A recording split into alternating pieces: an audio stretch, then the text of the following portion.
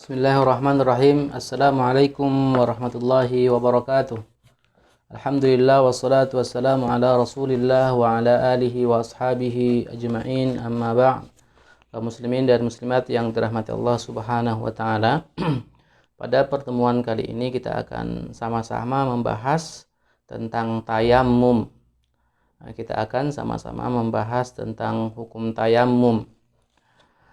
Tentunya tayamum ini merupakan hal yang termasuk bagian dari syariat Allah Subhanahu wa taala, dan dia disyariatkan sebagai pengganti berwudu.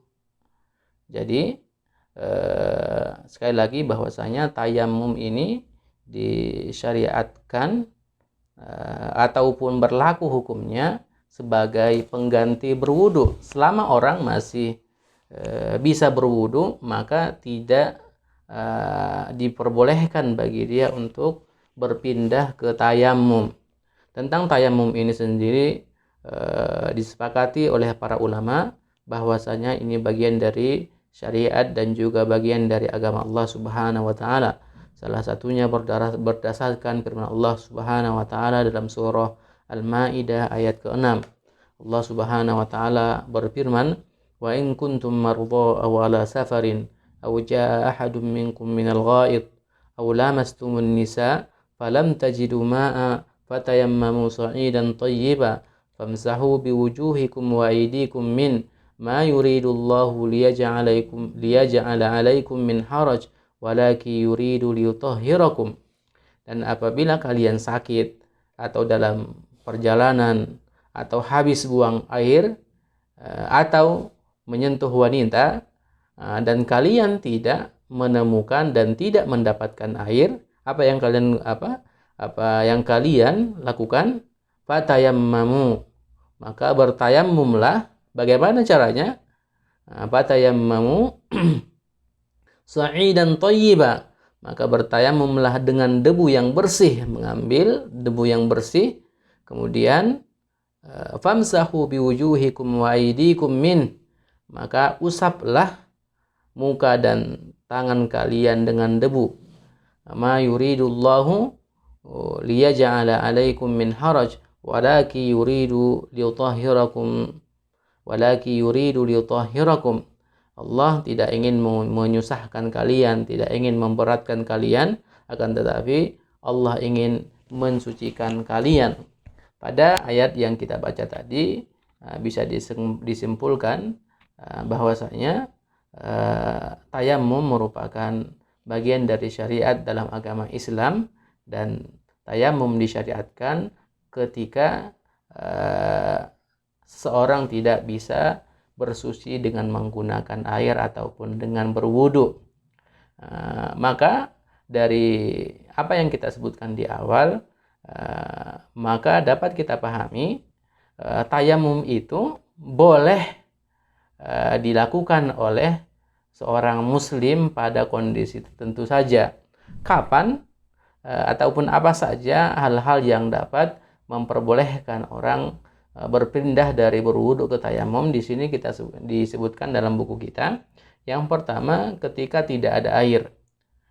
Ketika tidak ada air karena kekeringan mungkin, atau mungkin kita tersesat ataupun berada di kondisi ataupun di tempat yang jauh air, dan kita tidak mendapatkan air di sekitar kita. Kalaupun kita cari, maka kita khawatir kalau waktu sholat akan habis ataupun akan terlewat. Maka pada kondisi ini boleh kita bertayammum sebagai ganti dari wudu karena kita tidak mendapatkan air. Kemudian yang kedua, ketika ada air akan tetapi air tersebut tidak mencukupi, hanya bisa mencukupi hanya bisa digunakan untuk minum saja. Adapun untuk berwudu maka tidak bisa digunakan ataupun tidak cukup untuk apabila kita gunakan untuk berwudu. Hanya cukup bekal kita ataupun hanya cukup kalau kita gunakan untuk minum. Pada kondisi ini juga kaum muslimin yang dirahmati Allah Subhanahu wa taala, kita boleh bertayamum. Kemudian yang selanjutnya juga yang dapat memperbolehkan kita bertayamum adalah apabila air membahayakan, seperti orang tersebut dalam kondisi sakit sehingga dikhawatirkan kalau dia berwudu maka akan membahayakan dirinya, akan menambah parah penyakit yang dia derita. Pada kondisi ini juga dia diperbolehkan, dia tidak mengapa bertayamum saja tanpa harus berwudu. Kemudian juga selanjutnya hal ataupun kondisi di mana seorang boleh melaksanakan tayamum adalah apabila air sangat dingin. Apabila air sangat dingin dan tidak bisa menghangatkannya, sangat dingin sekali, kalau dia paksakan juga, dia mungkin dalam kondisi sehat, tapi posisinya air yang ada pada dia sangat dingin sekali dan tidak bisa untuk dipanaskan. Kalau kondisinya seperti ini, kaum muslimin yang dirahmati Allah Subhanahu wa taala, boleh juga orang tersebut melaksanakan ataupun melakukan tayamum. Namun sekali lagi bahwasanya tayamum ini sifatnya rukhsah, sifatnya keringanan, tidak pada semua kondisi. Ada kondisi-kondisi tertentu baru seorang bisa melaksanakan tayamum, yaitu kondisi-kondisi yang kita sebutkan di awal tadi. Dan disyariatkannya tayamum menegaskan bahwasanya sholat itu tidak boleh ditinggalkan.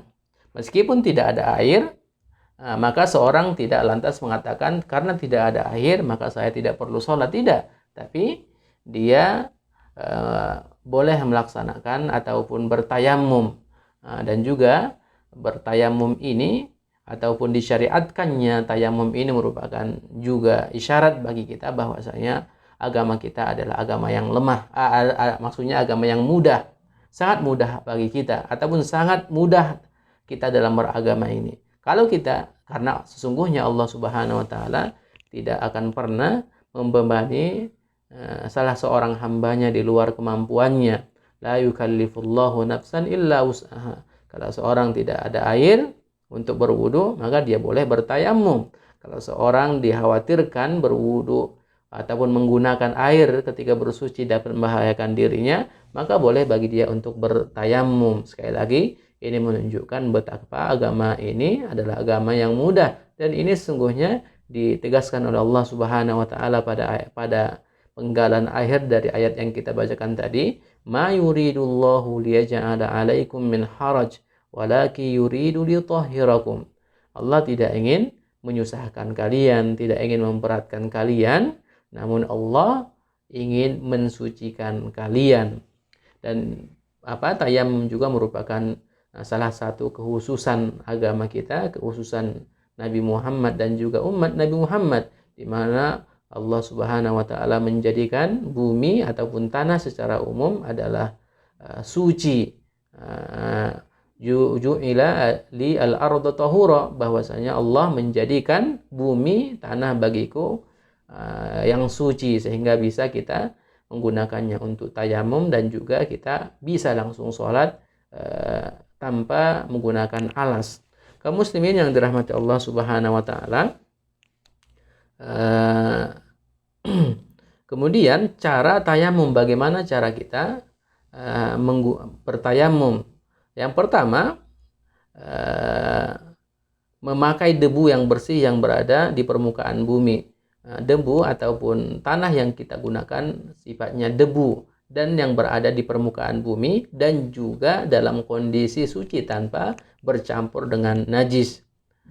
Kemudian niat, dan ini berlaku dan sering kita ulangi dan ingatkan bahwasanya niat itu menjadi syarat pada setiap ibadah yang kita lakukan.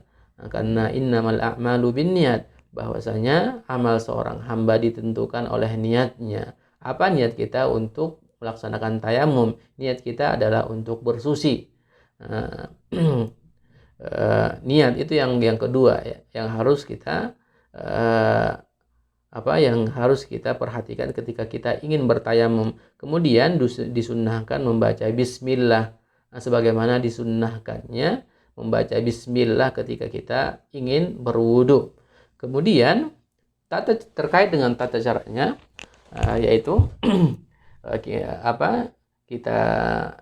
kita tepukkan atau kita pukulkan kedua tangan kita ke debu yang suci tadi, yang sudah tersedia atau yang ada di permukaan, apakah di dinding, apakah di atas meja ataupun di tempat yang suci lainnya. Kita pukulkan kedua tangan kita sekali pukulan. Kemudian kita hapuskan ke muka kita, kemudian tangan kanan, kemudian tangan kiri. Cukup sampai segitu saja. Nah, kalau umpamanya dirasa bahwasanya debu yang menempel di telapak tangan kita terlalu tebal, maka tidak mengapa kita menghembusnya sehingga berkurang debu yang ada di telapak tangan kita. Kemudian baru kita usapkan ke muka kita, kemudian ke tangan kita. Begitulah tata cara tayamum, dan ini diriwayatkan oleh salah seorang sahabat Rasulullah Shallallahu Alaihi Wasallam yang bernama Ammar bin Yasir, di mana di suatu ketika Ammar bin Yasir dalam kondisi junub dan tidak mendapatkan air, dia beranalogi ataupun menyangka bahwasanya bertayamum ataupun bersuci dengan tanah tak ubahnya seperti bersuci dengan air. Kalau ketika mandi junub, maka air akan diguyur ke seluruh tubuh kita, ke seluruh badan kita.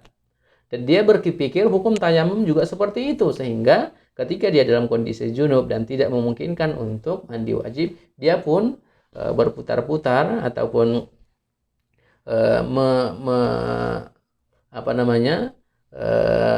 mengguling-gulingkan tubuhnya ke debu ataupun ke tanah, sehingga tanah tersebut merata pada badannya. Setelah itu dia mengadu kepada Rasulullah Shallallahu Alaihi Wasallam dan bertanya terkait apa yang dilakukan, apakah perbuatannya sudah benar atau tidak. Apa jawab Rasulullah Shallallahu Alaihi Wasallam? Rasulullah Shallallahu Alaihi Wasallam bersabda, innama yakfika hakadha. Sesungguhnya wahai Ammar, ketika kamu ingin bertayamum menggunakan debu tentunya, maka sesungguhnya cukup bagi kamu memukulkan tanganmu ke tanah ataupun ke debu, kemudian engkau hembus tangan tersebut karena ada bekas debu yang cukup banyak, kemudian engkau usapkan ke mukamu, kemudian ke tangan kananmu, kemudian ke tangan kirimu. Itu sudah cukup, kata Rasulullah Sallallahu Alaihi Wasallam. Dari hadis ataupun dari cerita Ammar tadi bisa kita simpulkan bahwasanya tayamum ini cukup dengan satu kali pukulan saja. Kemudian kita langsung mengusap muka, kemudian telapak, kemudian tangan bagian kanan, kemudian tangan bagian kiri. Meskipun tentunya ada perdebatan di kalangan para ulama, apakah boleh 2 pukulan ataupun 2 pukulan, satu untuk muka, pukulan yang satunya untuk tangan. Jadi itu ada perbedaan, tapi Allah alam yang paling kuat adalah cukup dengan 1 pukulan saja. Kaum muslimin yang dirahmati Allah Subhanahu wa taala, apakah boleh kita melaksanakan beberapa sholat dengan 1 tayamum saja?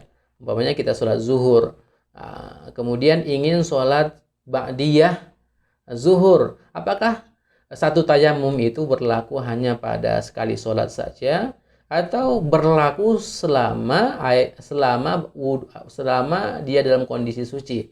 Maka pendapat yang rajih, yang kuat adalah bahwasanya tayamum itu adalah ganti dari wudu. Karena ganti dari wudu, maka hukumnya sama seperti wudu, dengan artian selama dia dalam kondisi suci dan belum ada yang membatalkan tayamumnya, maka dia masih dalam kondisi suci, boleh melaksanakan beberapa kali sholat. Bahkan umpamanya dia boleh sholat asar, sholat zuhur, kemudian sholat sunnah ba'diyah, kemudian ketika masih dia belum bisa ataupun belum memungkinkan untuk menggunakan air karena sakit atau karena cuaca dingin ataupun karena ketidakadaan air, maka masih boleh dia melaksanakan sholat asar dan sholat selanjutnya selama dia tayamumnya belum batal.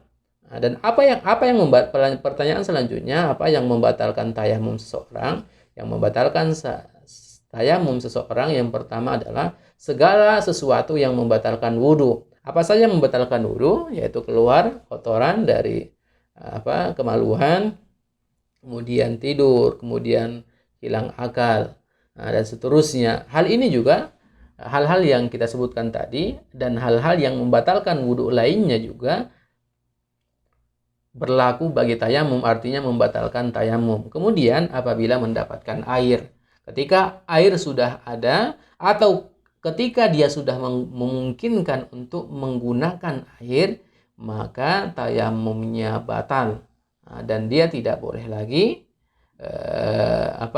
melakukan sholat kecuali terlebih dahulu berwudu, karena wudu itu adalah hukum asalnya.